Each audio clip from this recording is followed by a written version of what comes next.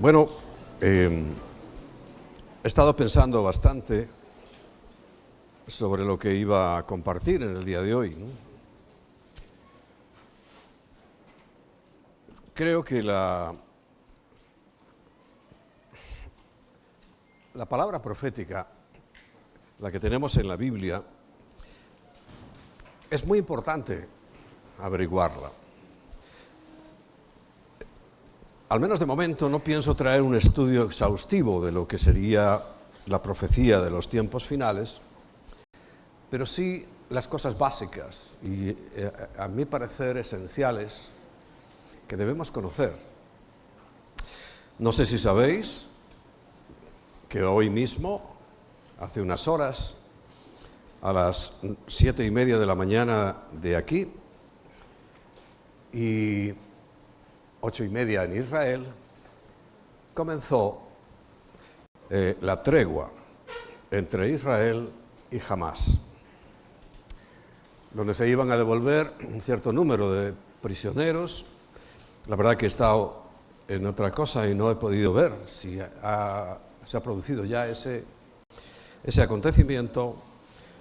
Implicaba pues una cantidad, un número totalmente desproporcionado de palestinos, no ciudadanos normales. Si estaban en la cárcel era por algún motivo, porque Israel no mete a la gente en la cárcel por ser palestino.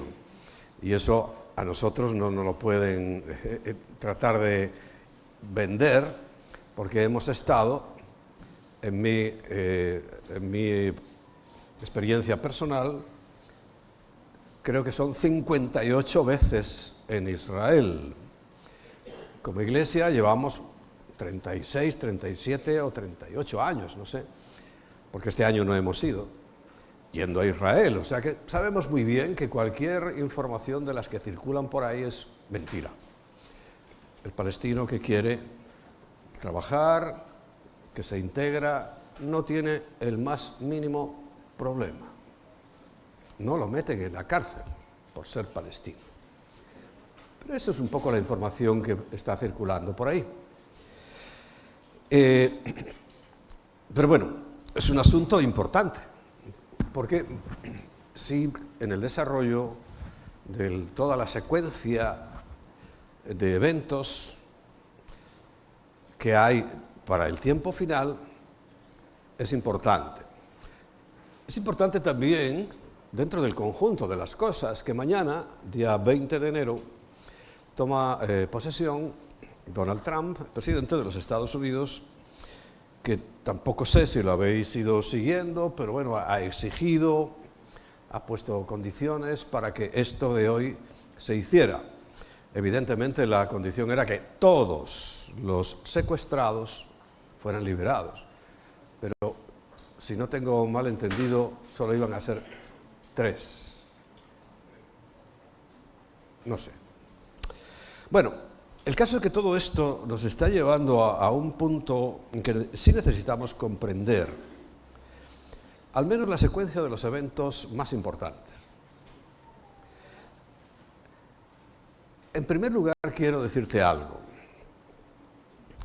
Si tú eres hijo de Dios, entendiendo por ser hijo de Dios el haber nacido de nuevo, el haber tenido ese encuentro, esa experiencia única, porque solo se produce una vez, de entregarle tu vida a Cristo, de tal manera que sea Cristo, por su Espíritu, el que ahora viva en tu corazón, en tu ser. Corazón, recuerda, es la mente, sentimientos y voluntad, conocido como alma, conocido como psiquis, pero que es la parte importante en nuestra conversión, porque tenemos que nacer de nuevo espiritualmente, porque está hablando de nacer de nuevo a seres vivos, como somos nosotros, pero es necesario que eso se produzca.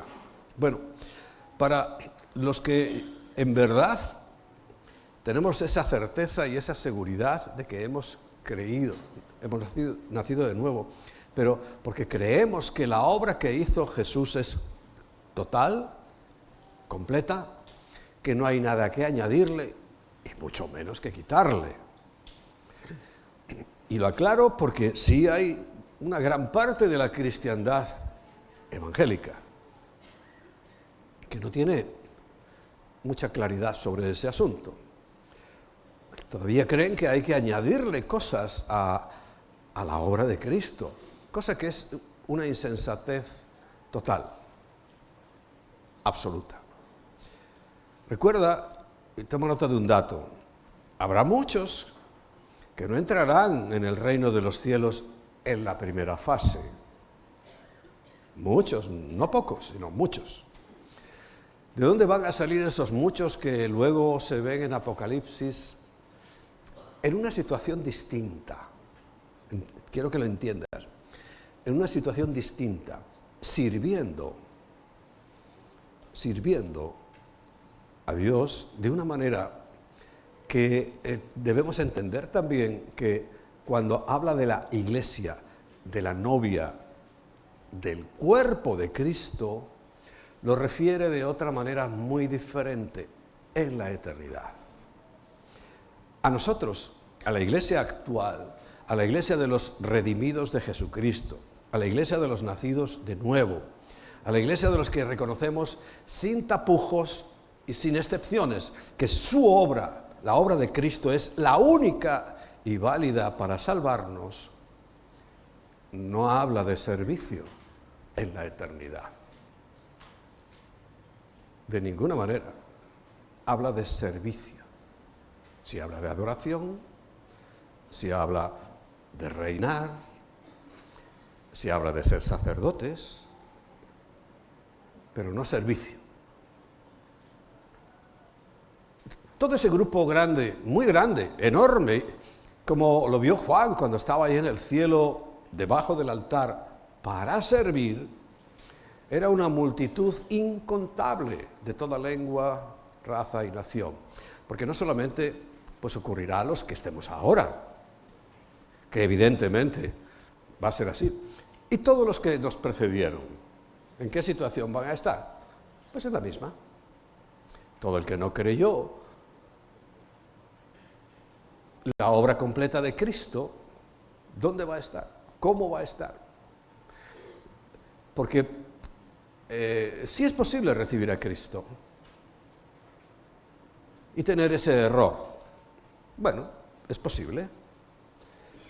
Y estar pensando que hay que añadirle más obras o más cosas para la salvación.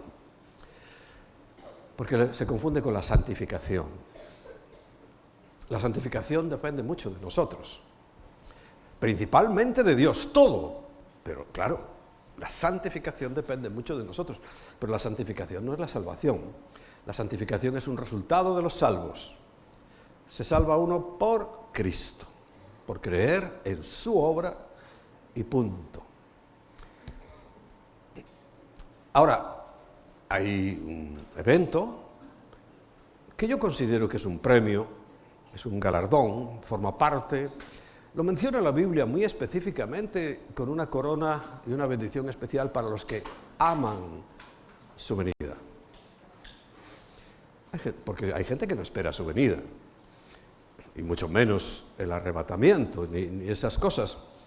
¿Qué pasará con ellos? A pesar de que no lo esperan, que no lo anhelan, que no lo quieren, ¿lo van a recibir? En mi opinión, no. Formarán parte de esa gran multitud que está en el cielo, pero que no son la iglesia, que no son la esposa, que no son el cuerpo de Cristo. Bueno, retomo el asunto. Si tú eres del cuerpo de Cristo, si tú eres de los que acabamos de describir, lo que voy a hablar hoy y todo el panorama profético será simplemente informativo. Tenemos que saber en qué momento estamos. Será informativo. Esto es muy importante que lo sepas. Porque ninguna de las cosas descritas en la profecía para el final de los tiempos, en cuanto a catástrofes, calamidades, mortandades, es para la Iglesia. De ninguna de las maneras. Quiere decir que precisamente todo eso va a arrancar definitivamente cuando el Señor tome a su iglesia, no a la iglesia, a su iglesia, y nos lleve, como dice Juan capítulo 14, a donde Él está. Ahí arranca todo. Quiere decir, porque ahora sí hay preocupación en los eventos, porque evidentemente estamos viendo una guerra en Israel que aparentemente comenzó hoy, un alto el fuego, pero todo es en apariencia. Y bueno, es una situación mundial, ¿no?, que ha involucrado a muchas naciones. Bueno, y sí conocemos, y a mí me gusta mucho, yo me intereso y procuro estar al tanto de todas las cosas, no solo de la Biblia, porque claro, cuando conoces lo de la Biblia y ves la prensa, ves la televisión, te das cuenta de que la Biblia es un periódico escrito hace cientos y miles de años. Pero a ti no te va a tocar. Hijo de Dios, hija de Dios, a ti no te va a tocar. Ni la guerra de Gog y Magog, mucho menos la del Armagedón, ni las hambrunas, ni las pestes, nada de eso te tiene que preocupar a ti de ninguna manera. Si te preocupa, o es que te falta información, o que no eres hijo de Dios. Por eso quiero poner un poco en orden la información, el evento, la secuencia de los eventos, para que produzca el efecto que produjo en los primeros cristianos cuando Pablo les contaba estas cosas. Recuerda, el primer efecto era un efecto evangelizador y santificador, no sé en qué orden. O sea, la gente, aquellos tesalonicenses sobre todo, que recibieron ese mensaje de primera mano por escrito, supongo que a las demás iglesias se lo iba contando, ¿no?, pero nos quedó reflejado por escrito ahí a los tesalonicenses. Lo primero fue un motivo evidente de santificación, o sea, de apartarse del mundo, de no seguir fornicando, de no seguir mintiendo, robando, nada de eso. Pero al mismo tiempo un deseo ferviente y una urgencia, una necesidad de comunicarle la salvación en Cristo y de Cristo a todos los demás. O sea, un impulso evangelizador. Eso es lo único que tiene que producir en nosotros, hijos e hijas de Dios. Porque sabemos muy bien, y te lo recuerdo, nosotros no vamos a terminar la tarea evangelizadora, ¿eh? No te desanimes, cumple con tu parte, que es lo que Dios nos pide. Pero nosotros no la vamos a terminar, es evidente. Porque aparte de los que te he dicho, que como no les interesa el asunto, a muchos les está interesando a ver cómo se hacen ricos, qué siembra hacen para hacerse ricos. Hay que sembrar en la iglesia, pero no para recoger para tus caprichos. Dice, no tenéis porque no pedís, o porque pedís mal. ¿Para qué? Para vuestros deleites. Que Dios te lo va a suplir, no te quepa la menor duda, pero no es el objetivo. Cuando tú bendices a la iglesia, es ese, bendecir a la iglesia.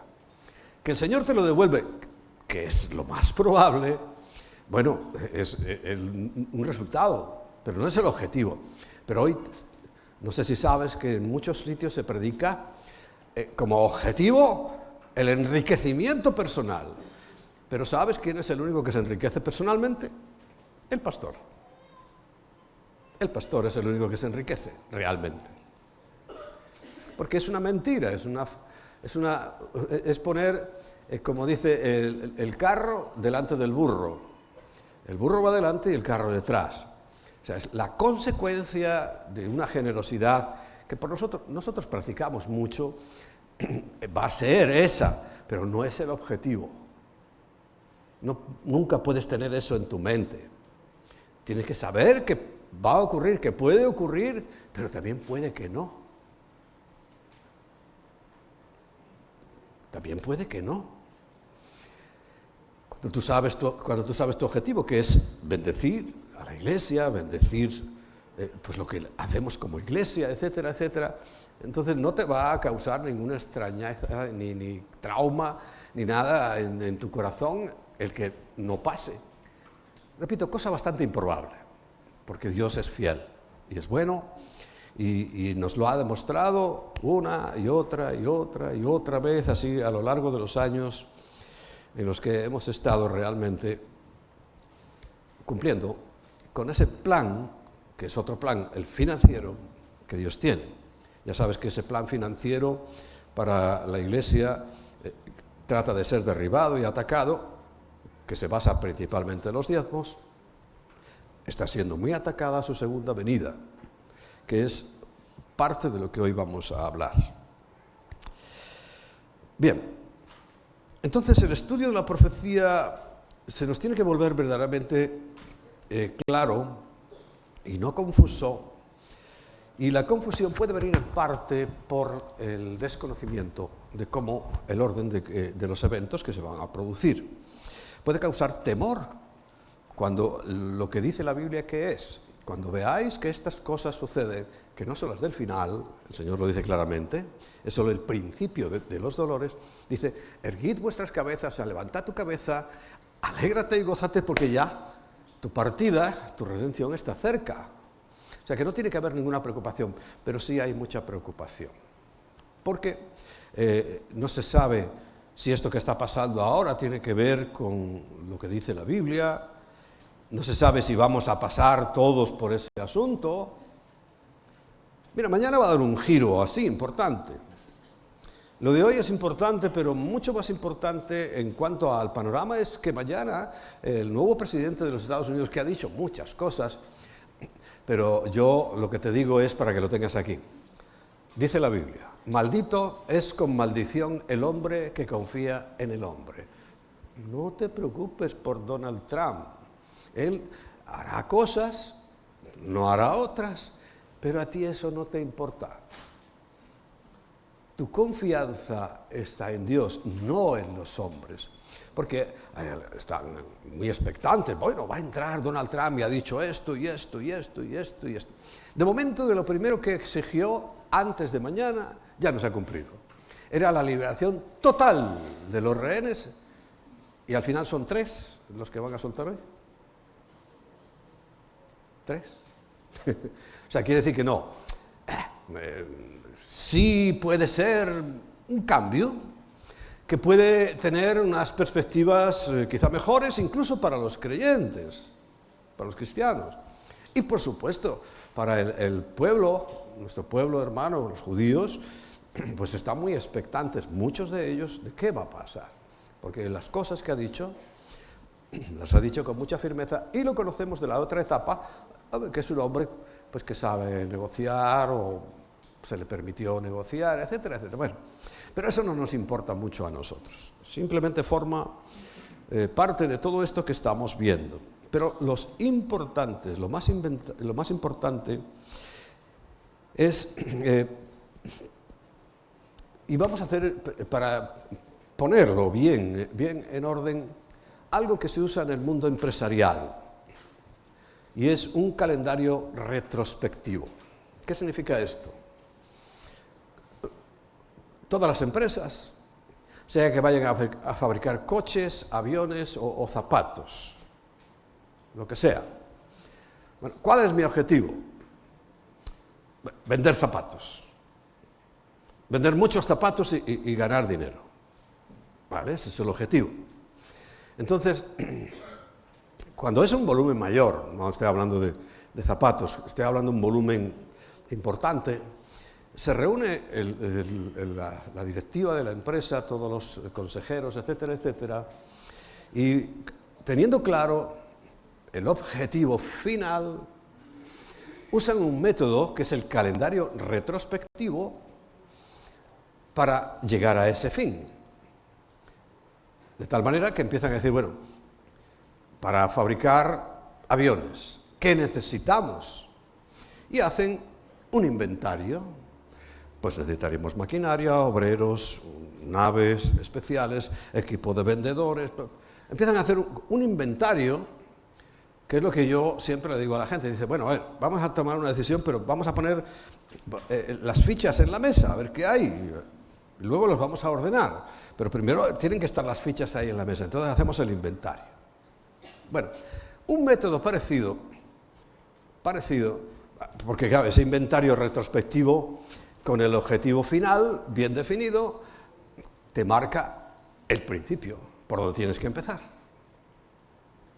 Y luego ya no es retrospectivo, sino que ya averiguado cuál sería el primer elemento, el segundo, el tercero, el cuarto, el quinto, el sexto, el séptimo, hasta llegar otra vez hasta el objetivo final. Pero primero es el objetivo. En cuanto a la profecía, en cuanto a nuestro inventario, tenemos muchas cosas. Evidentemente, el resultado final lo sabemos y es eternidad. Es vida eterna, sin tiempo, sin espacio. Ahí vamos a llegar. Y eso es lo que estamos esperando cuando hemos nacido de nuevo. ¿Qué dice la Biblia? Hemos recibido vida eterna. O sea que el objetivo final es la eternidad. Pero sabemos por el orden y por la profecía que para llegar a esa eternidad hay unos pasos que hay que seguir. Hagamos el inventario para luego organizarlo. Casi nadie tiene duda, hablo de la cristiandad, de su segunda venida y de este concepto de la eternidad, de eso no hay duda. Pero hay otros que dudan mucho sobre otro concepto, que es el rapto, otra cosa que está aquí en el inventario, lo vamos poniendo, la gran tribulación, ahí está en el inventario. Hay otros conceptos menos conocidos, el milenio, el reino milenial, la semana 70 del profeta Daniel, lo ponemos aquí todo, y todo esto hay que organizarlo. ¿En qué orden se va a producir? Bueno, estamos esperando la eternidad como resultado final. ¿Eso está claro? Quiere decir que es el último. Y digo, señalando el primero, el último, porque es lo primero que vamos a considerar, pero es el último en la lista, porque hacia allá vamos. Y los últimos eventos descritos en la Biblia, por ejemplo, nos habla del milenio. Cuando el Señor nos manda a orar y decir, venga tu reino, pues no es el milenio, porque el milenio son 1000 años, ¿no? Sino que está hablando de la eternidad. Pero sabemos que el milenio es el paso anterior al reino eterno. O sea, podríamos decir, es el último paso antes de la eternidad, ¿no? Y como dice la Biblia, ese paso a la eternidad no puede ser sin que antes finalice el milenio. O sea, terminan ese día, esos 1000 años. Sabéis que para Dios un día es como 1000 años y 1000 años es como un día. Estamos, y esto es comprobable, en el sexto día, en los últimos 6000 años, a punto de entrar en el 7000, ¿no? En el séptimo día. Nombre o palabra, término muy manoseado también, ¿no? Y pues obviamente el milenio no puede empezar hasta que Cristo venga. Ahí ya vamos viendo el orden, ¿no? Eternidad, milenio. Pero el milenio no puede ocurrir si no viene Cristo. Segunda venida. ¿Verdad? Ahora, ¿qué es lo que precede a la segunda venida de Cristo? Pues según Mateo 24, versículos 29 y 30, la segunda venida no puede suceder hasta que no se produzca, o sea el final de la gran tribulación. Ahí tenemos ya otro elemento colocado. Arrancamos de ese. gran tribulación, sabemos que al final de la gran tribulación viene Cristo, y sabemos que cuando Él venga establece el reino milenial, y después del reino milenial el eterno. Hasta ahí nos va encajando muy bien. Y además no tiene mayor duda. Son algunos otros elementos los que sí tendrían discusión. Pero hasta ahí vamos bien, ¿no? Los que toman nota, ya tenemos el inventario y ahora poniéndolo en orden, lógico. Porque recuerda que la Biblia no está apartada de nuestra mente ni de la lógica. Hay gente que piensa que la fe es algo totalmente ilógico. Y no. Y recuerda que llevo mucho tiempo tratando de enseñarnos a todos, y yo aprendiendo también, a pensar. Porque no está lejos del pensamiento, sobre todo de la lógica, pero claro, de la lógica de Dios, pues todas estas cosas. Entonces, bueno, seguimos ordenando asuntos. Y la gran tribulación, pues no puede ocurrir hasta que el anticristo entre en el templo de Jerusalén. Mira, otro tema, declarándose Dios. Eso es lo que Jesús advierte a Israel, que tienen que estar muy atentos, porque ese momento de la abominación desoladora, de que el anticristo se meta en el templo, sacrifique un cerdo, para los judíos, ¡pum!, da inicio a algo muy importante, que es la gran tribulación. Hay tribulación, gran tribulación. Es lo que Jesús llama la abominación desoladora, y no solo él, sino que ya el profeta Daniel, 750 años o 2750 años habría dicho que iba a suceder, y que sabemos que va a suceder a la mitad de esa última semana de años, o sea, hace 7 años. O sea, a los 3 años y medio ya hay un templo, y entra el anticristo justo a los 3 años y medio, se produce la abominación desoladora y comienza la gran tribulación, a la que se refiere el Señor específicamente como algo que nunca ha ocurrido. O sea, no podemos mirar hacia atrás y encontrar algo similar. Dice, tribulación como nunca antes la ha habido, ni la habrá jamás. Es lo que dice el Señor en Mateo, capítulo 24, ¿recuerdas, no? Pero la abominación desoladora no puede existir hasta que no haya un templo. ¿Cómo va a entrar en un templo? Uno oye cosas un poco extrañas, por ejemplo, que el templo es como ahora, ¿no?, espiritual, no irreal, pero Pablo dice que ahora, en este momento, el templo somos nosotros, hablando a los cristianos, a los nacidos de nuevo. Pero aquí no está hablando de algo no ficticio, repito, sino espiritual, sino algo real. Tiene que haber ese templo. Para los que conocemos un poco la trayectoria, ya vemos que ahí hay una dificultad muy grande. El templo. ¿Sabes lo que hay, no? Eso que está ahí en la explanada, en la muralla. La foto fue tomada fue tomada así como la ves, porque tendría que aparecer la cúpula dorada. Pero el ángulo que eligió el que sacó la fotografía, ves que la ocultó, pero no la hemos quitado nosotros con Photoshop, sino que quedó así. Pero justo esa puerta que está en el medio es la puerta dorada, que habla claramente la Biblia que el Señor, a este lado, de donde está tomada la foto, está el Monte de los Olivos. Cuando llegue ese pose, no vamos a entrar en el detalle, entra por esa puerta,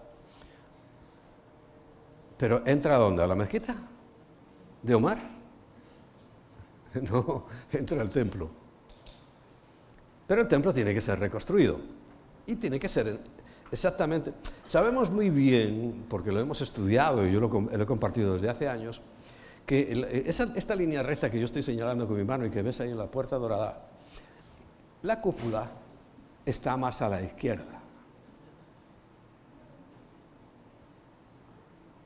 Y la línea recta está descrita en la Biblia y en la historia, que era lo que había entre el Monte de los Olivos, un lugar que tenían además los sacerdotes especial para ellos, para hacer el aceite de la unción, para hacer otras cosas.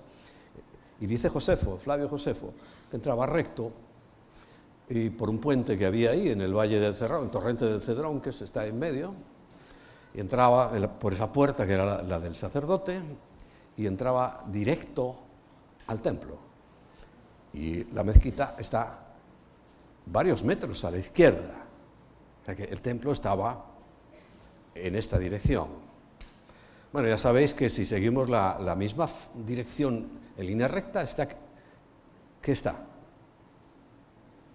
El Calvario, el Monte de la Calavera.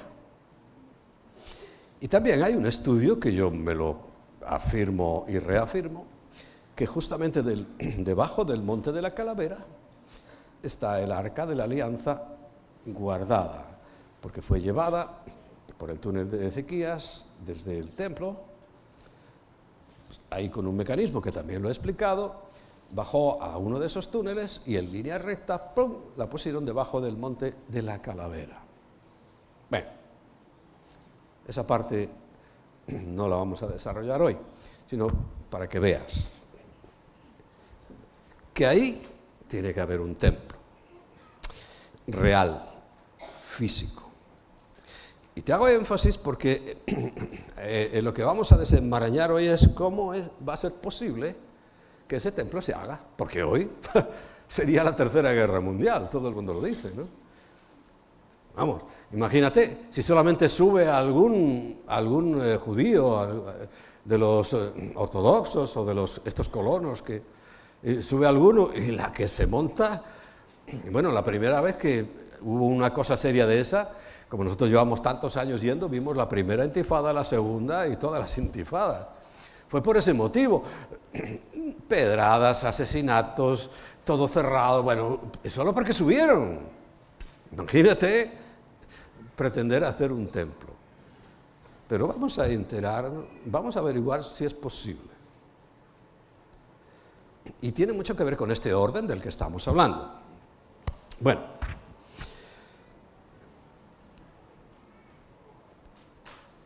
ahora, el inicio de la semana 70, porque recuerda que la restauración del antiguo pacto le falta una semana de años, o sea, 7 años, porque el único propósito del templo es adorarle a Dios, de acuerdo a los requisitos del antiguo pacto. Por eso te digo, a nosotros esto es información, no tenemos nada que ver con este asunto. Pero la señal del inicio de la semana 70, o sea, de esos últimos 7 años que habla Daniel, no puede empezar hasta que haya una batalla. La que está descrita en Ezequiel 38 y 39.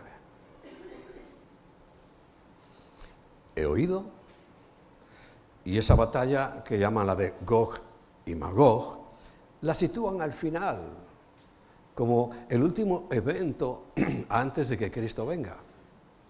Pero no es así. Y lo vamos a examinar, no es así. La batalla de Gog y Magog es el comienzo de la semana 70. O sea que a partir de que se produzca esa batalla, 7 años, lo que estaba determinado para Israel y para la Santa Ciudad se terminará, porque esto está claro, que hasta el día que entró Jesús en el borriquito allá en Jerusalén, en eso que llaman el Domingo de Ramos, ese día se cumplieron 483 años exactos. Y 70 semanas de años son 490. Por eso hablamos de una semana de 7 años que falta. Y que se tiene que cumplir. Por eso tiene que haber un templo, porque es un retomar del nuevo pacto, del antiguo pacto, porque en ese periodo Dios va a hacer la transición de Israel al nuevo pacto. Él va a hacer, los encuentra donde los dejó, en el punto exacto donde los dejó. Se vuelve a levantar ese templo y ahí, si lees en Zacarías 12, es todo ese proceso en el cual llegará un momento en que se darán cuenta que era Él, y toda la nación que quede, porque 2/3 morirán, verán al que traspasaron, llorarán y se convertirán definitivamente al nuevo pacto. Toda la nación. Es lo que dice Romanos 11. Toda la nación. No judíos, porque judíos hubo al principio eran todos, eran judíos, la primera iglesia, la primera etapa de la iglesia eran todos judíos. Luego, a partir de Cornelio, recuerda cuando llegamos a Cesarea Marítima, allí se predica por primera vez a un gentil que se convierte. No quiere decir que antes no lo hubieran predicado a algún gentil, pero ahí se convierte. Y él y toda su casa, era un centurión, una persona importante, y a partir de ahí, pues ya empiezan, hasta que vamos a mencionarlo hoy, en la primera reunión, el primer concilio que está narrado en Hechos capítulo 15, es cuando ya se hace un pequeño resumen, y viene Pablo y viene Pedro, ambos, porque Pedro fue el que inició, pero Pablo fue el que consolidó la obra con los gentiles, a dar informe al resto de los apóstoles de qué estaba pasando con los gentiles. Porque ya no era solamente esa gran cantidad de judíos que se convirtieron en la primera etapa, sino que ahora había muchos más gentiles. Ya se les había superado el número y estaban informando de la situación. Bueno, y esto es una de las variantes importantes. La semana 70 de Daniel no puede empezar hasta que no se produzca la guerra de Gog y Magog. Esto ya, algunos de los que entienden un poquito más, ya le está empezando a chisporrotear el cerebro, como cuando juntas dos cables ahí. Porque repito, hay algunos y además expertos en otras muchas cosas que lo sitúan al final, lo cual para nosotros como cristianos mejor todavía. Si está al final de todo este proceso de la gran tribulación, tú que has creído en Cristo Jesús, ¿qué te importa? Si no la vamos a ver. No nos va a afectar para nada. Pero es que al principio tampoco. Porque, y lo vamos a tratar de analizar, esa batalla de Gog y Magog, donde recuerda están naciones como Irán, Persia, y Fut, y Cus, y Lut, Rusia, que es Magog, y Gog es el príncipe. ¿Será Putin? ¿Se habrá muerto en estos días? No sé, pero hay un príncipe, un gobernante de Rusia que, bueno, esta semana pasada firmaron el pacto, ¿no? Han firmado un acuerdo entre Persia, que es Irán, y Rusia. Claro, si tú solo te fías de lo que ves en la televisión española, principalmente, y secular en general, no te vas a enterar. Porque ahí no dicen nada de eso. Las noticias importantes a ellos no les importan.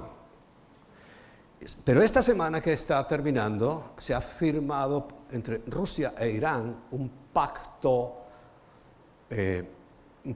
militar. Ya sabemos que ha destruido Israel en estos días cuando ha ido por allí con sus aviones y pum, pam, pam, pam, todo el equipo ruso, que antes ya tenían un acuerdo. Pero esta semana se ha materializado ya un acuerdo firme entre Rusia y Persia, los dos principales actores en la guerra de Gog y Magog. Si esta semana se ha firmado, no estamos muy lejos de este asunto. Que pueda tener pausas. Bueno, de hecho, hoy supuestamente empieza una tregua, una pausa, ¿no? ¿Cuánto va a durar? Eso ahí, a partir de hoy, ya no sé. Ya lo tenemos que ir viendo juntos. Cómo se va desarrollando esto. Pero supuestamente hoy comienza un periodo, una tregua de, vamos a llamarle paz, ellos quieren llamar paz, ¿no? Les gusta mucho la palabra paz y seguridad. Va a durar una semana, un mes, 7 meses. ¿Quién lo sabe? Solo Dios. Pero en el orden, ahí está este punto. ¿Por qué? Porque esta guerra de Ezequiel, la de Gog y Magog, lo que va a hacer es que el pueblo de Israel, que se ha endurecido, y ahora lo vamos a ver en lo que el apóstol Santiago les explica, que por cierto era el jefe, no era Pedro, el jefe era Santiago, les explica a los demás cómo era un poco el orden con respecto a los gentiles, ¿no? Pero sí que Pablo, cuando dice en Romanos capítulo 11, versículo 25, que Israel ha sido endurecido hasta que se alcance la totalidad o la plenitud de los gentiles. Ahí tenemos un dato muy importante. ¿Por qué estoy reforzando esto? Porque quiero que lleguemos a la conclusión todos de que sí, la batalla de Gog y Magog es al principio.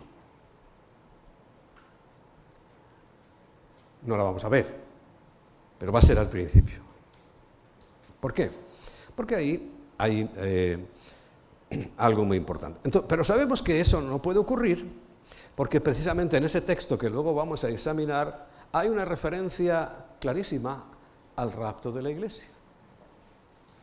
Pero muy clara además, al rapto de la iglesia. Después del cual todo Israel será salvo. Lo vamos a leer para que no nos quede por ahí la duda. Romanos 11, 25 y 26 dice: porque no quiero, hermanos, que ignoréis este misterio. Recuerda, Pablo recibió mucha revelación específica, para que no seáis arrogantes en cuanto a vosotros mismos. Ahora está hablando la iglesia. Que sabes, la iglesia ha estado muy confundida con respecto a Israel. Cuando yo me convertí, cuando yo recibí a Cristo, todavía, además lo recibí en un ambiente en el cual la iglesia donde yo recibí a Cristo, y eran la mayoría así, teníamos la doctrina del reemplazo. O sea que Israel, la iglesia había reemplazado a Israel y que Israel estaba fuera de juego. Y sí lo está durante un tiempo hasta que el proyecto iglesia se termine. Pero eso ha provocado incluso matanzas de judíos. Cosa que el que lo tenga que pagar le va a costar muy caro. Pero dice, para que no seáis arrogantes en cuanto a vosotros mismos, que ha acontecido a Israel endurecimiento en parte. No total, en parte. ¿Hasta cuándo? Hasta que haya entrado la plenitud de los gentiles. El proyecto iglesia se acaba. ¿Sabemos el día exacto cuando comenzó? El día de Pentecostés. ¿Y sabemos aproximadamente cuándo terminará? Que estamos muy cerquita. Muy cerquita, muy cerquita. Y luego, dice el versículo 26, todo Israel será salvo. Ya no habla de personas, sino de la nación de Israel. El proyecto Israel, recuerda que hablamos la semana pasada, creo, o la última vez que hablé yo, ¿no? Hablamos de que ese proyecto de Israel se consolidó, ¿con quién? Con Abraham. Cuando le llama y de él saca el proyecto Israel. Bien, todo Israel será salvo, como está escrito, o sea, no hay duda porque está escrito. Y dice, vendrá de Sión el libertador que apartará a Jacob de la impiedad. Totalmente. Bueno, volvamos aquí. Pero Ezequiel, y no quiero leerlo hoy porque el tiempo se nos está agotando, lo que habla es, en primer lugar, en el capítulo 36 y 37 es de la restauración física de Israel. Esos huesos que ves, Ezequiel, vivirán, y le dice, solo tú lo sabes, y Dios le dice, bueno, da una palabra profética sobre ellos, y empiezan a juntarse hueso con hueso, que estaban secos en gran manera, hueso con hueso, empieza a crecer la carne, tendones y la piel, y se quedan de pie, sin espíritu. Sopla aliento de vida. Los animales tienen aliento de vida. No quiere decir que eso, también tienen espíritu los hombres, ¿no? Y sopla, y de momento es una cuestión más física y anímica, pero espiritual no está, porque ellos no reconocen al Mesías. El que es nacido de nuevo, que es su espíritu el que nace, inmediatamente reconoce a Cristo. Eso es señal inequívoca e indudable. Ellos no están en esa situación. Por tanto, después de que vean esa victoria final, la Biblia misma lo dice, que van a quedar tan sorprendidos, porque sí intervendrá la mano de Dios, pero ellos tendrán que pelear, como están haciendo ahora, están peleando, y también ahora están viendo, hay muchos testimonios de que la mano de Dios ha andado por ahí, está moviendo entre ellos. Eso, lo que dice Ezequiel es que los volverá. ¿Cómo dice? Mira, te lo voy a leer. En Ezequiel 39. Ezequiel 39 dice, 21. Ezequiel 29, 31 dice, y pondré mi gloria entre las naciones, recuerda a Gog, príncipe de Magog, con Persia, con hasta los chinos, bueno, los chinos son más para el final, pero también andan por ahí, Y pondré mi gloria entre las naciones, y todas las naciones verán mi juicio que habré hecho. Como nunca, con internet, lo van a ver en vivo y en directo y al momento. Como ese ejército poderoso de Rusia. Bueno, ya solo Irán tiene atormentada la cabeza a los judíos porque se siguen armando y rearmando y requetearmando. Y va a haber más naciones. Concretamente, todo el mundo musulmán se une a Rusia con la esperanza de que Rusia los lleve a la gran victoria, a todo el mundo musulmán. Te recuerdo una cosa, los persas no son árabes, son musulmanes. Y hay otros pueblos, incluso aquí en Europa, que son musulmanes, pero no árabes. Ahora sí, todos los árabes que son musulmanes. Bueno, pero todo el mundo musulmán va a ser el que va a ser humillado en la guerra de Gog y Magog, porque la derrota es total del mundo musulmán, completo. ¿Ves por qué se puede hacer ya el otro templo? Si ya ha sido destruido todo el mundo musulmán, pero destruido no quiere decir que mueran todos. Pero ha sido aniquilado todo su potencial, todo su poderío, todas sus posibilidades, su gran patrocinador, Rusia. ¿Qué fuerza van a tener para decirle a Israel, oye, no hagas el tercer templo? ¿Y sabe lo que va a hacer Israel? Hacer el tercer templo. En paz y en tranquilidad. Paz y tranquilidad. Van a hacer su templo, no sé si le dejarán, porque como no estorbaría, pero yo creo que tal vez compartan el sitio, o le digan, mira, vamos a quitar, pero no van a hacerlo donde está la mezquita, porque todo el mundo cree que va a ser allí. No. La mezquita no está en esa línea y no está en el centro de una plaza artificial, pero en esa línea, recuerda, cuando vamos allí, os lo enseño, ¿no? Hay la cima de la montaña. ¿Y dónde iba a poner Dios, mandar poner Dios en el templo? Ahí abajo, en la cima de la montaña. Eso sí coincide con esa línea recta, que hoy tiene la puerta dorada, que sabéis que está cerrada, porque solamente cuando venga Jesús la va a abrir y entrará por ahí. Hasta ahora está cerrada, también es una palabra de las muchas palabras proféticas que están dichas. Bueno, entonces, ahí vemos que ya se facilitarán mucho las cosas, porque dice Y pondré mi gloria entre las naciones, y todas las naciones verán mi juicio que habré hecho, y mi mano sobre ellos puse. 22. Y de aquel día en adelante, escucha bien, del día que gane esa batalla, porque estamos en Ezequiel 39, Gog y Magog, en adelante sabrá la casa de Israel que yo soy Yahweh su Dios. ¿Hoy son más carnales? Mira, ayer apuñalaron a un grupo, y ¿qué crees que estaban haciendo? Llegó un palestino y apuñaló a no sé cuántos. ¿Dónde te crees que estaban? Bebiendo, pero no agua. Ellos quieren ser como los demás y no pueden ser como los demás. No pueden, a veces se enteran. Bueno, a partir de este día sí. Dice, y de aquel día en adelante sabrá la casa de Israel que yo soy Yahweh su Dios. Y más adelante, todo el capítulo este de 39 es interesantísimo, léetelo entero.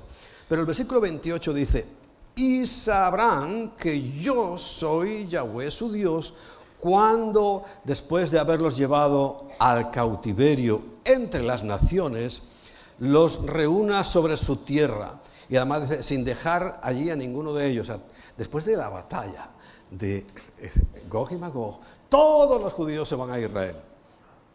Porque entenderás que después de la batalla de Gog y Magog, el significado de la bandera de Israel, de las 2 rayas azules, se cumple.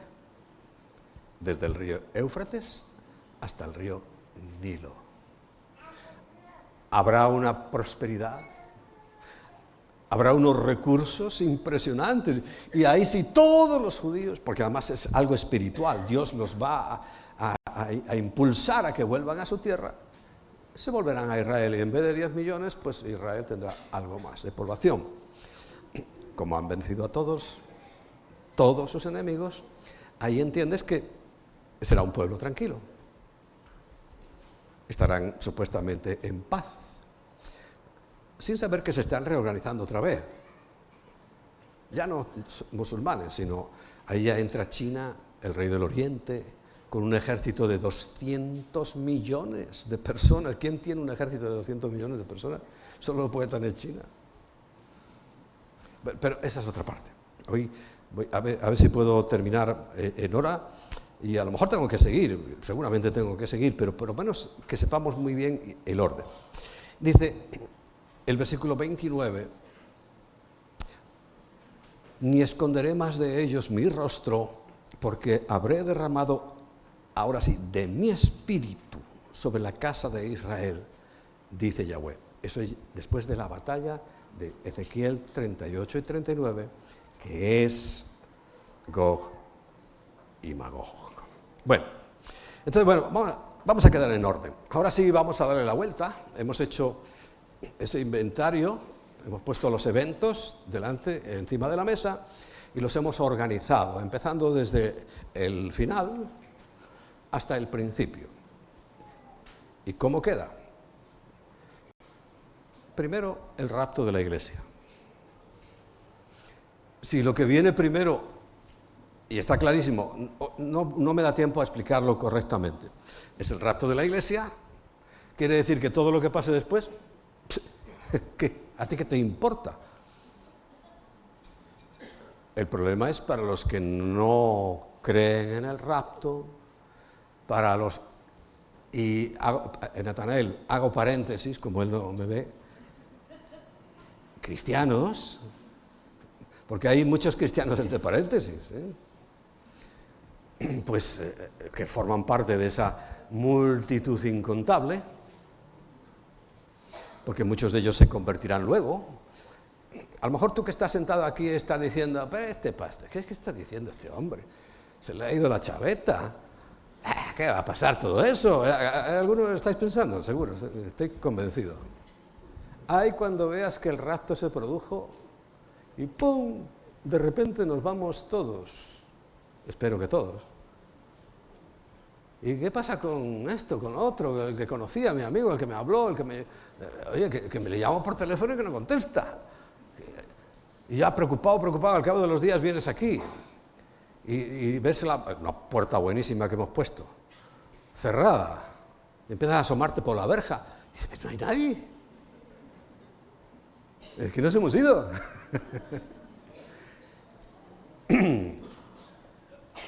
Solo voy a decir la primera parte. Se te va a hacer un nido en la garganta. Y dice, era verdad.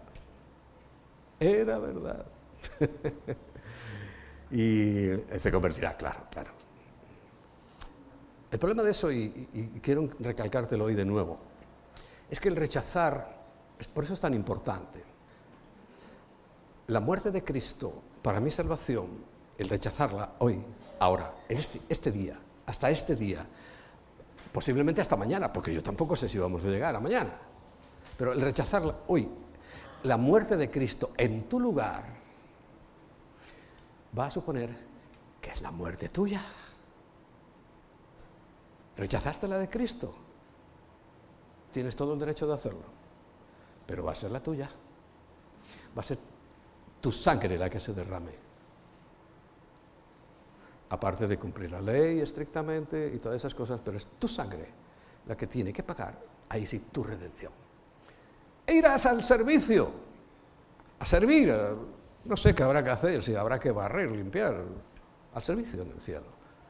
No la esposa, no el cuerpo de Cristo.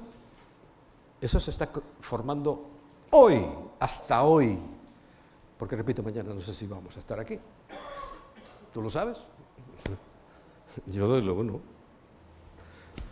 Tenemos la expectativa que sí. Bueno, ¿por qué sabemos y ponemos el rapto de la Iglesia en primer lugar? Porque lo acabamos de leer. Hasta que se cumpla el tiempo de los gentiles y empiece nuevamente el de Israel. Es lo que Santiago les explica en Hechos 15, versículo 13 al 18. Lo vamos a leer. Hechos 15, 13 al 18. Y cuando ellos callaron, Pedro, el apóstol ungido de Roma, ¿me lo pone? Jacobo, el que nosotros conocemos como Santiago, el jefe, respondió diciendo, o sea, todos calladitos y ahora se levanta el jefe. Varones hermanos, oídme con autoridad, porque era el jefe, insisto en esto, porque no era Pedro. Simón, Pedro, simplemente dio un informe. Ha contado cómo Dios visitó por primera vez a los gentiles. Recuerda, el Señor le dio las llaves.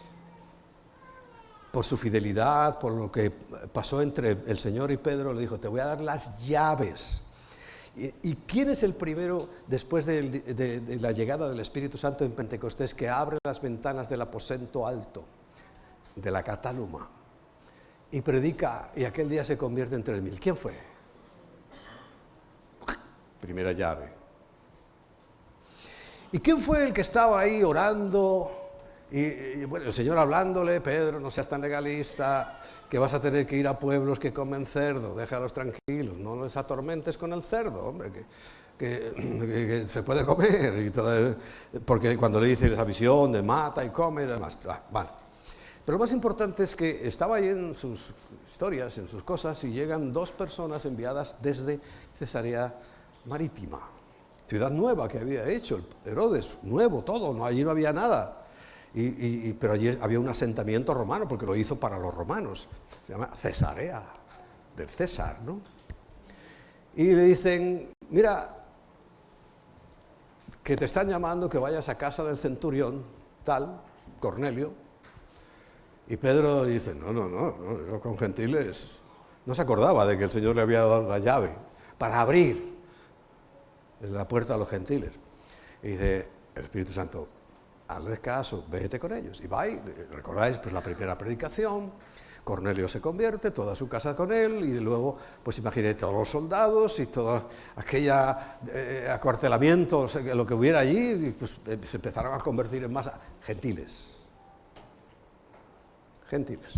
Bien. El caso es que hasta ese momento vimos que Pedro predicó por primera vez, abrió la puerta a los judíos y por primera vez a los gentiles. Pero con los gentiles se guardó la llave en el bolsillo. ¿Y quién fue el apóstol de los gentiles? Pablo. Pero el Señor le cumplió su promesa. A ti te daré las llaves del reino. Y tú le vas a abrir el reino a los judíos y le vas a abrir el reino. ¡Abrirlo! Cuando tú llegas por la mañana, esa puerta se abre y entras. Una cosa es abrir y otra cosa es llegar hasta el final.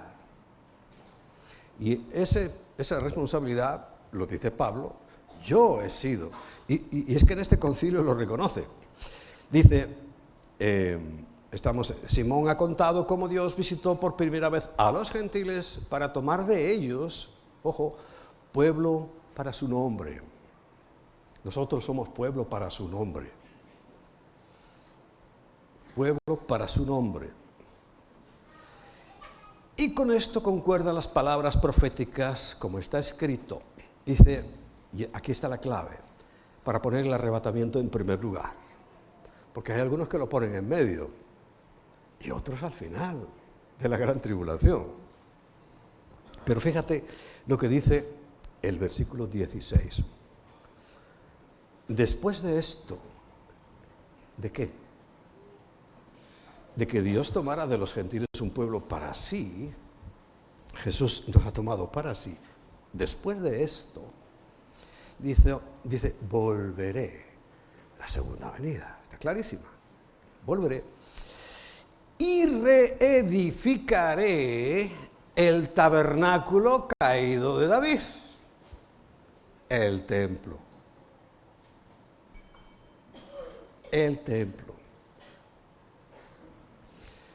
que está caído, pero caído, no hay nada, hay restos, piedras por ahí. Y repararé sus ruinas y lo volveré a levantar. Claro, el trabajo lo van a hacer los judíos de hoy, trabajo físico, ¿no? Y lo tienen preparado además. Hay muchas afirmaciones de que está todo listo, guardado ahí, la parte de lo que es el aspecto sacrificial de todos los utensilios, uniformes, todo eso lo tienen ya preparado. Pero creo que también tienen ya listo el proyecto, el diseño, y ¡pum! Una obra que va a ser rapidísima. Pero ¿sabes cuándo se va a autorizar? Después de que Gog, Magog, Persia, Fud, Luz, toda esa lista, que por cierto, de los del Salmo 83 no hay ni uno. Quiere decir, voy a ver un poquito más deprisa, a ver, que esto que estamos viviendo hoy, que hoy empezó una tregua, es el Salmo 83. Pero el Salmo 83 es la puerta para llegar a Ezequiel 38, Gog y Magog. Porque si no se les nombra ya con los aliados de Gog, príncipe de Magog, es porque no existen como nación, porque han sido exterminados en su potencial. Quiere decir que jamás que todo el mundo dice, no, sí. Y Hezbollah, también. Y este nuevo que ha aparecido por ahí en Siria, también, porque ¿cómo es? En Jeremías 17, Isaías 17, le pegan un palo a que por cierto nuestro primer ministro ha ido a darle 25 millones de euros nuestros, de tuyos y míos, de los que pagamos, le fue a dar, y posiblemente serán 50 millones a un terrorista. Ayer se los dio. Ayer. Impresionante. Yo oigo estas cosas y las veo, porque están ahí. Y es que no salgo de mi asombro. No puede salir del asombro. Primer ministro de España va a ofrecerle dinero, 25 millones de tu dinero y el mío, al terrorista que está ahora instalado en Siria. Y recuerda que lo que dice la profecía que es, Damasco no será más ciudad,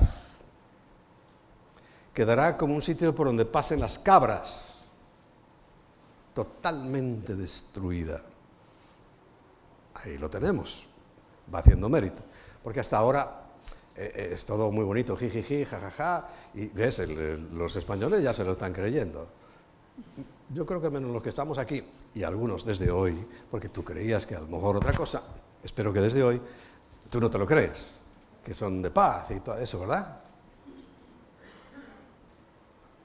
Pero así estamos. Bueno, sigamos con Hechos capítulo 15. Y lo volveré a levantar, el versículo 16. Y el 17 dice, para que el resto de los hombres busquen al Señor. Pero te puedo garantizar que son el resto de los hombres de esa gran multitud, de toda lengua, nación, etnia, todo lo que sea, que estarán debajo del altar para servir al Señor. Y todos los gentiles sobre los cuales es invocado mi nombre. Dice el Señor que hace conocer todo esto desde tiempos antiguos. Bueno, te recuerdo que este concilio, esta reunión fue 20 años después, esta reunión fue después de la cruz, 20 años después.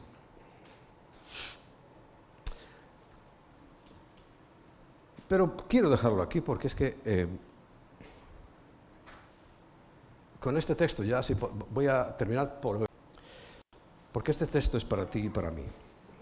Repito, no te preocupes si Gog y Magog está al principio o está al final. Bueno, no te he dado la lista definitiva, ¿no? La lista definitiva es rapto, lo acabamos de leer, la batalla de Ezequiel 38, que abrirá los ojos de Israel y todos se volverán a su Dios para seguir. Comienza entonces esa última semana, la semana 70 de Daniel. Lo que sigue es la gran tribulación.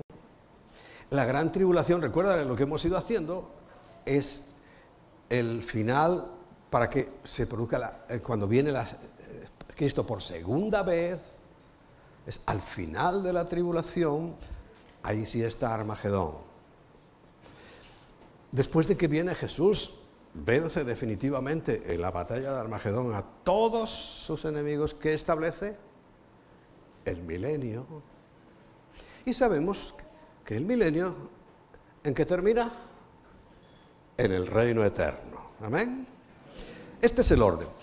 Pero mientras tanto, para que nosotros no estemos ahí pensando cosas que no debemos pensar y cosas raras, Juan capítulo 14, versículos 1 al 4.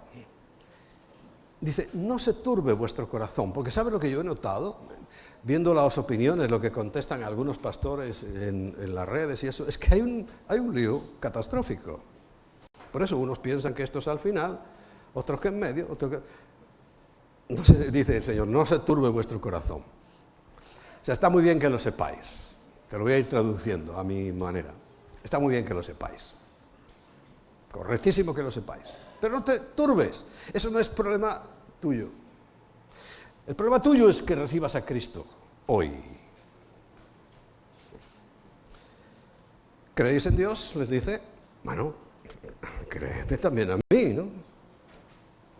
Que soy Dios, dice Jesús, ¿no?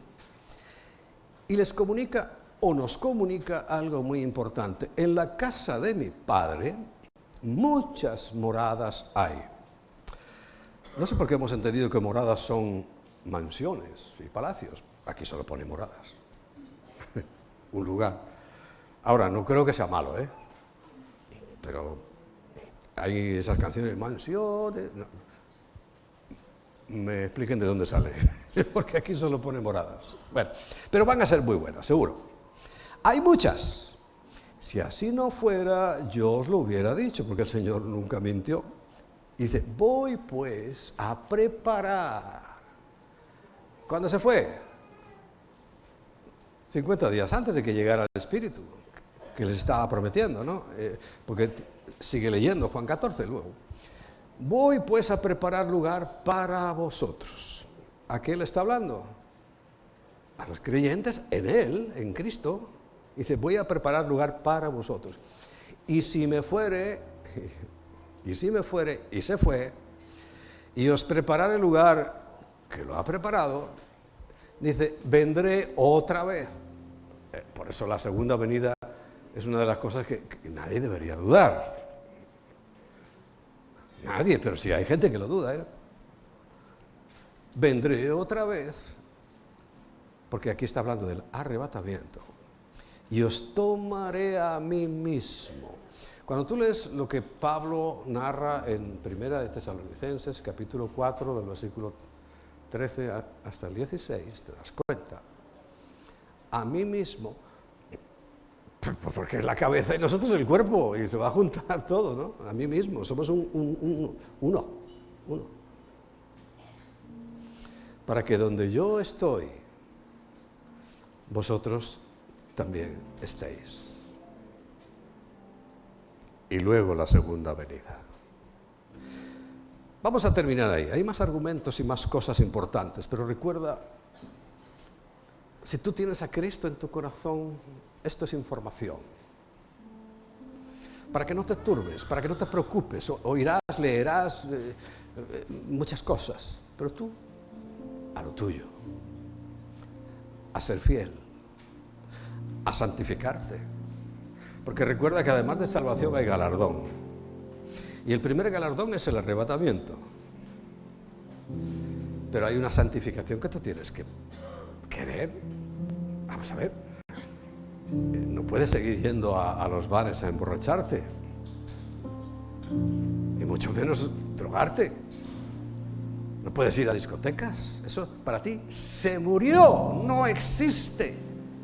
Cuando alguien te... ¿Discoteca? ¿Qué es eso? Ah, porque sé que algunos os han visto por allí.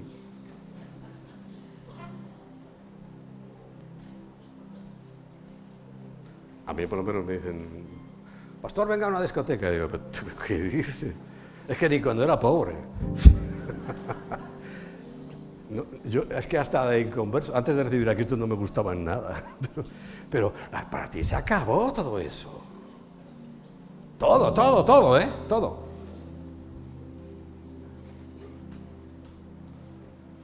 Porque toda esta información que te he dado, si tú ya eres hijo de Dios, hija de Dios, es eso. No te preocupes, solamente estamos esperando. Y además estamos viendo los acontecimientos, Salmo 83. Cuando veamos a Damasco destruida, y ya, ahí sí que ya no hay nada más que hablar. Pero si no lo eres, esto no es información, esto es una advertencia severa que el Señor te hace. O hoy te arrepientes, hoy, o posiblemente vayas a engrosar la lista de esa multitud tan grande, incontable, que Juan vio debajo del altar. No lo vio en encima, debajo del altar. Pero estaban en el cielo, de gente que va a estar allí, pero no en las moradas, no en el lugar que Dios, ya no estarán donde esté Cristo, porque quiere decir, como vamos a ser uno, cuando venga a la tierra en la segunda venida, que no es el arrebatamiento, ¿quién viene con Él? Nosotros. Somos su cuerpo, ya a partir de ese momento ¡pum!, nos fusionamos y donde Él esté, ahí estamos, porque somos lo mismo, su cuerpo. Amén. Vamos a ponernos en pie y quiero invitarte a que reflexiones. Por favor, reflexiona y dice, ¿será que yo soy realmente un creyente en Cristo Jesús? Escúchame, oigo ruido por ahí, no es tiempo de que comentes nada. Presta atención. Ahora mismo pregúntate, Señor, ¿yo soy hijo tuyo? Porque tiene que haber una confirmación, tiene que haber una certeza, tiene que haber algo que Recuerda, a aquellos primeros cristianos no les importaba morir. Algunos creen, no, un castigo morir. Para ellos no era ningún castigo, era la oportunidad de oro para irse directamente a la presencia del Señor. No les preocupaba en absoluto. Y hemos leído muchos testimonios, muchos de gente que han fusilado en China, en Rusia, en diferentes lugares, los han fusilado y no les ha importado nada. Es más, algunos de los fusiladores se han convertido después de ver la entereza de ese hombre que estaban fusilando. Hay testimonios para todo, pero eso es porque hay algo tan cierto en tu corazón que no hay ninguna duda. Recuerda, el Señor dice, no os turbéis. Él sabía muy bien que iban a llegar este momento y muchas informaciones y muchas cosas que confunden, pero si tú eres hijo de Dios, ¿por qué te vas a preocupar de algo que a ti no te va a afectar para nada? Ahora nosotros tenemos que advertirle a los demás, eso se llama evangelización. Y tenemos que santificar nuestras vidas. Pero primero, si tú no estás seguro, si tienes dudas, si todavía estás creyendo que tú aportas algo a la salvación, que tienes que portarte bien para completar la salvación de Cristo, estás en la olla. Eso es una expresión colombiana que en España empezaría por M. Estás hundido. No tienes ni idea. Ni idea. ¿Me comprendes? Por eso hoy lo que dice el Señor es arrepiéntete. Son las primeras palabras con las que comenzó Jesús su predicación, ¿sabías, no? Arrepentíos y convertíos, daos la vuelta. Arrepiéntete y conviértete. Para que vengan del Señor tiempos de refrigerio. Ahí en Hechos 15 también habla de esto. Tiempos en los cuales, como lo que tú sientes y tienes es por dentro, todo lo que está afuera no te importa.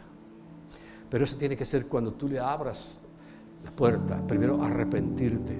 Tienes que reconocer tu situación. Reconocer sobre todo tu incapacidad para salvarte. Todavía estás pensando, no, yo a partir de hoy me voy a portar bien. Bueno, eso es para la santificación, pero no para la salvación. Ábrele la puerta al Señor. Dile, Señor, aquí estoy. Reconozco totalmente mi necesidad de ti. Reconozco mi impotencia. Reconozco mi maldad. Reconozco mi pecado. Pero también reconozco que tú eres el que me salvas gratuitamente. Por eso, Señor, te abro mi mente, mi corazón, comprendo la situación y te pido que vengas, como dijiste ahí en Juan capítulo 14, yo enviaré mi espíritu. Envíalo, Señor, a nuestras vidas hoy. Envíalo, ya lo hiciste en Pentecostés, pero cada uno de nosotros ha llegado mucho después de Pentecostés y hemos recibido también el Espíritu. Y hoy, Señor, te pido que tú mismo, Espíritu Santo, convenzas de pecado, de justicia y de juicio, porque eso es lo que estás haciendo hoy. Y si hay alguien aquí en esta sala o que esté viendo y escuchando esta predicación, que lo convenzas de que abra su ser para que tú puedas entrar en él y que haya una comunión perfecta a partir de hoy, para ser hijos e hijas, para ya no tener ningún temor, porque nada de lo que va a acontecer en el futuro, aún eso que tú mismo, Jesús, nos avisaste, que va a haber una tribulación tan grande que nunca antes ha existido, ni la volverá a haber, a nosotros no nos llegará. Y démosle gracias al Señor. Démosle gracias al Señor. Tú tienes que darle gracias al Señor y decirle gracias, porque yo creo que si tú dices que es así, es así. Y que has entrado en mí, que ahora moras en mí y yo en ti. Dale gracias. Y ya juntos, para terminar, alabémosle, adorémosle. El templo era para eso, pero nosotros sí tenemos ahora toda la facilidad en cualquier parte del mundo, en cualquier lugar. Aquí estamos adorándote, Señor. Levanta tus manos.